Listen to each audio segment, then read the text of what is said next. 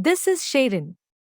In today's breaking news, you will come to know information about Cosmos, Cardano price, Biden's executive order, Dubai's first crypto law, etc.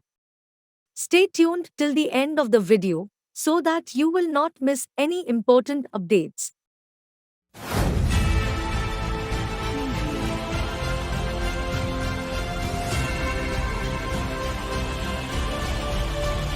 Welcome to Daily Crypto News channel.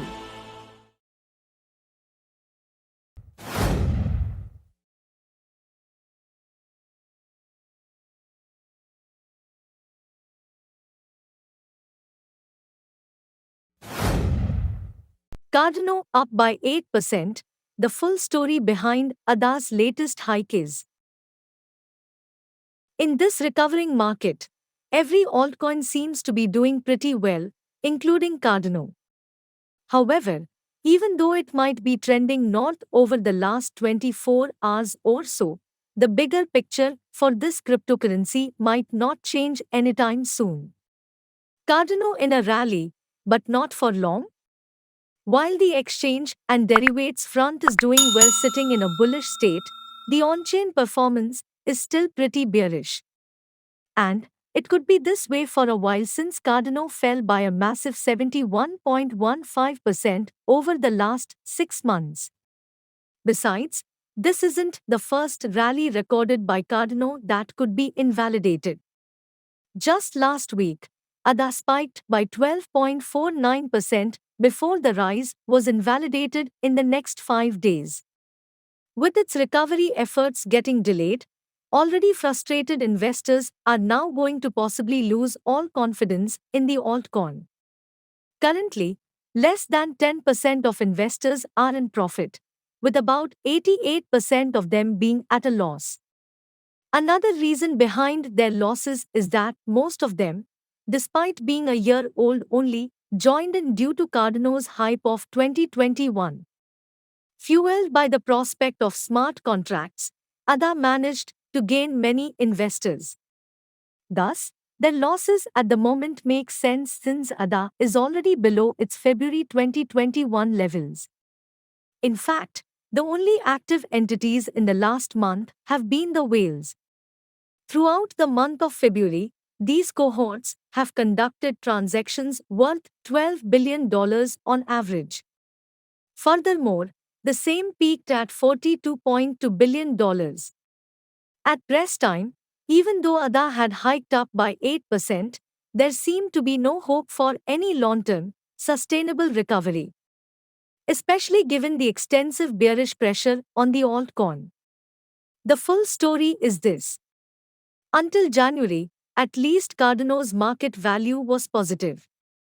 Since then, however, it has slipped below the neutral zone of 1 and is currently at 0.8.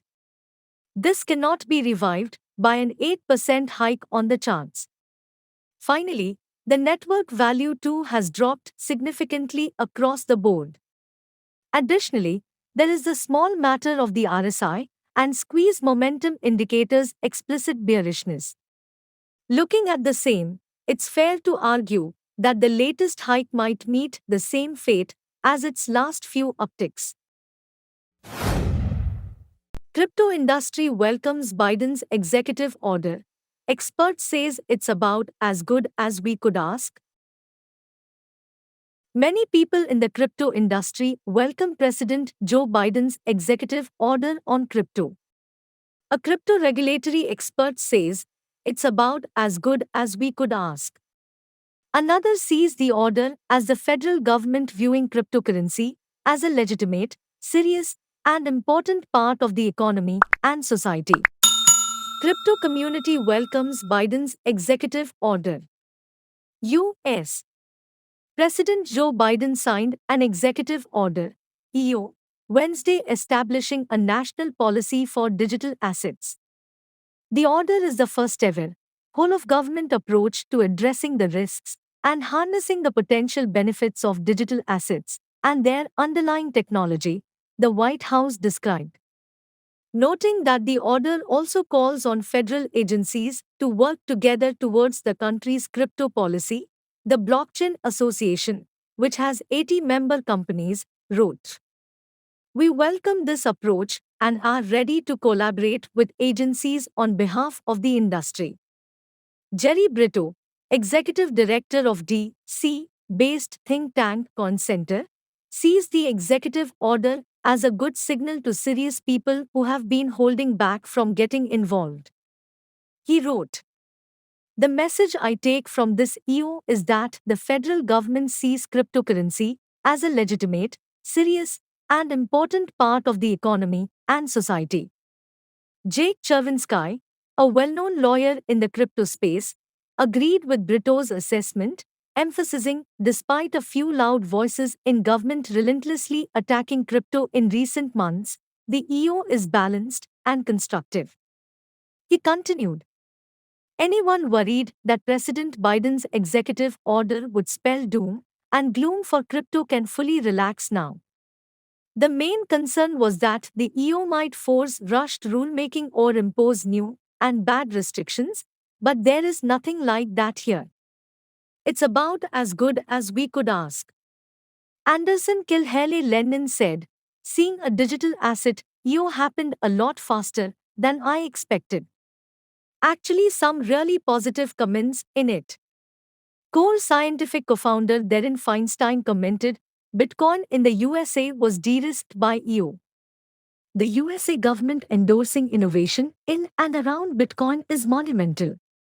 As capital continues to flow into this industry, it is up to the 50M USA Bitcoin holders to make certain their representatives continue to protect this industry." FTX CEO Sam Bankman-Fried noted, "A constructive EU to discuss customer protection and economic competitiveness in digital assets."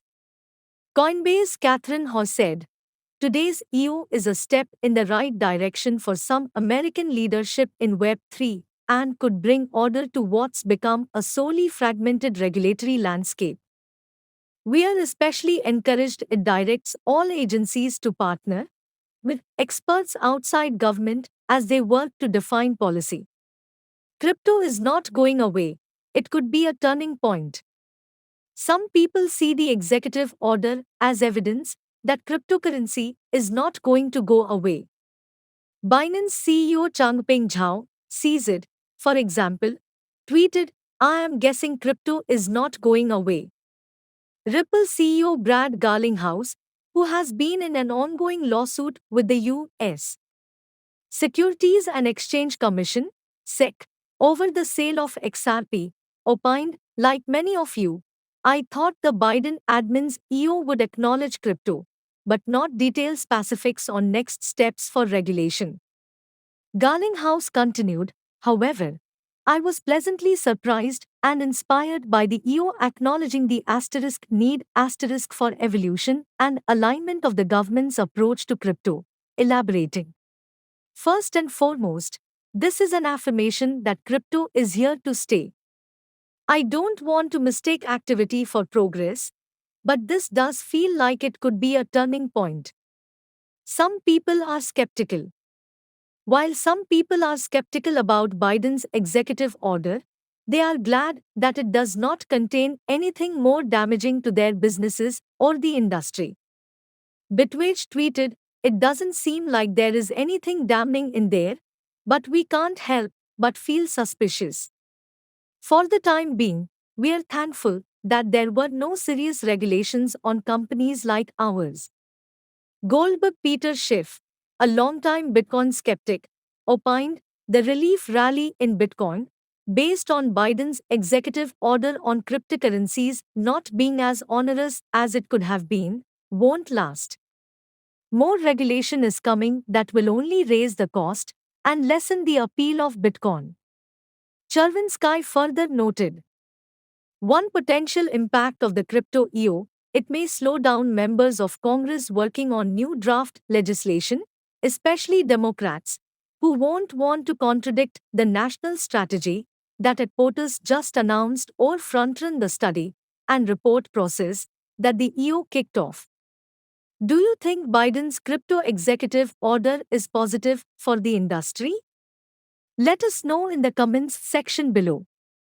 Cosmos Interblockchain Communication Protocol (IBC) surpassed 11 million transfers in February.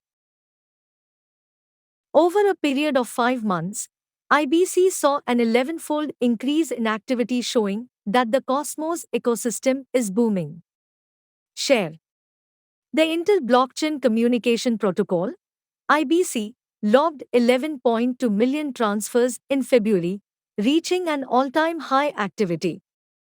The Interchain Foundation, a Swiss non-profit working on funding the Cosmos ecosystem, told CryptoSlate that this spike in activity was due to the fact that 38 projects have activated IBC to date.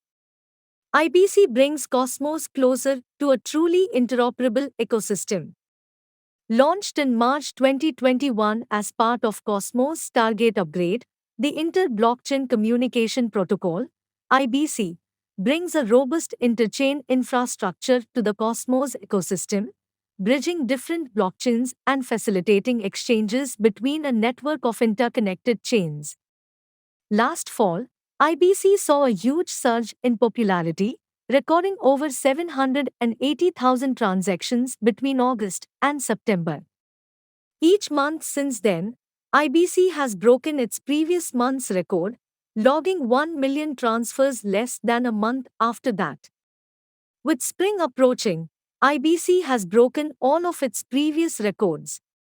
According to information shared with CryptoSlate, IBC recorded 11.3 million transfers in February 2022. The Interchain Foundation says that 38 projects have activated IBC, with Fetch AI, Altered Carbon, Sommelier, and Check all joining the IBC Interchain in February. Last month, IBC also released interchain accounts, allowing blockchains to securely control accounts on other chains over IBC. The Interchain Foundation explained that this will bring exponential composability between Cosmos zones without reducing zone sovereignty. Charlene Fei, the IBC product lead at the Interchain Foundation, said that interoperability has become one of the biggest narratives of 2021.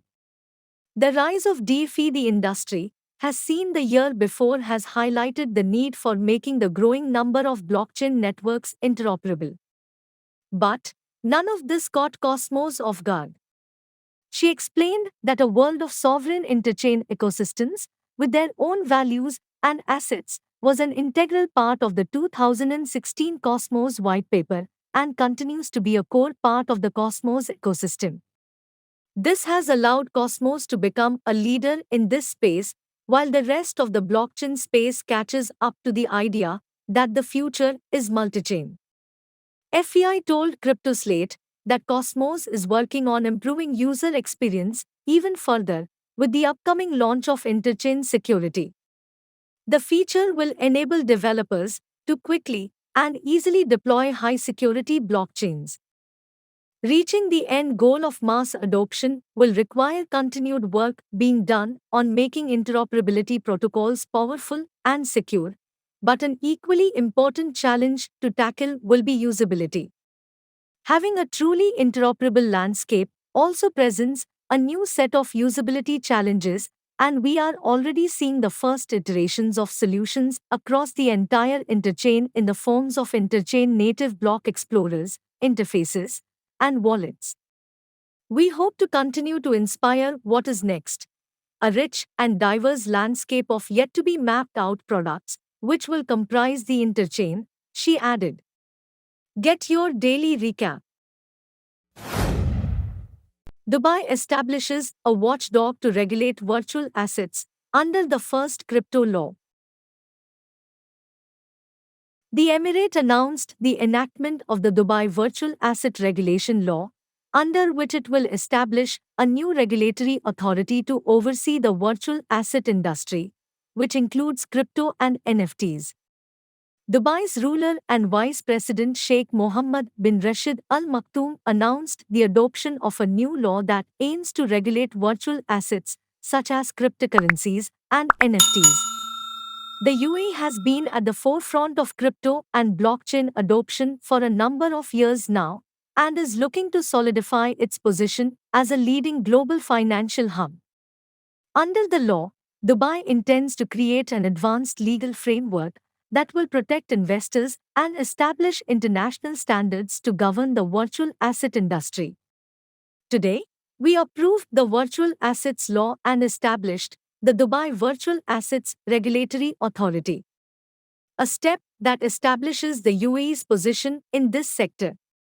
The authority will cooperate with all related entities to ensure maximum transparency and security for investors.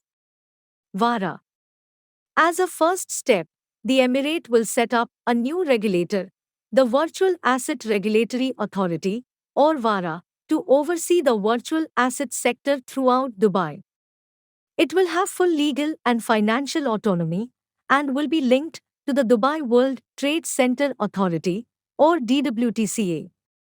The Dubai Virtual Asset Regulatory Authority will provide a full range of virtual asset services in coordination with the Central Bank of the UAE and the Securities and Commodities Authority. DWTCA's Director General Hilal Al-Marri said, VARA will have full authority to license, regulate, and govern the virtual asset industry. Its jurisdiction will include special development zones, as well as free zones, but exclude the Dubai International Financial Center, which is working on its own set of regulation for virtual assets. VARA will also be tasked with establishing and organizing the rules and controls that will govern the sector. This will include classification and specification of virtual assets, how virtual asset activities will be carried out, how virtual assets will be managed, as well as how clearing and settlement will take place. Late to the party. The UAE has been courting the virtual assets industry for a number of years, and its banks now have a history of experimenting with blockchain technology. But this is the first time the country has officially made a move to regulate the sector on a broad scale. The Dubai Financial Center has been looking into virtual asset regulation since mid-2021, but is still in the consultation stage. Binance, the world's biggest crypto exchange, is not licensed in the UAE but it is in Bahrain. The small island nation in the middle of two seas is giving the UAE a run for its money when it comes to becoming a global hub for virtual assets. Bahrain established banking regulation for crypto and licensed the first crypto firm in 2019.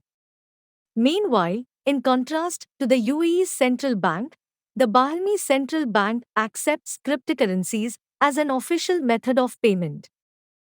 Thank you for watching. Subscribe to our channel and press the bell icon for regular notifications when we post a new video.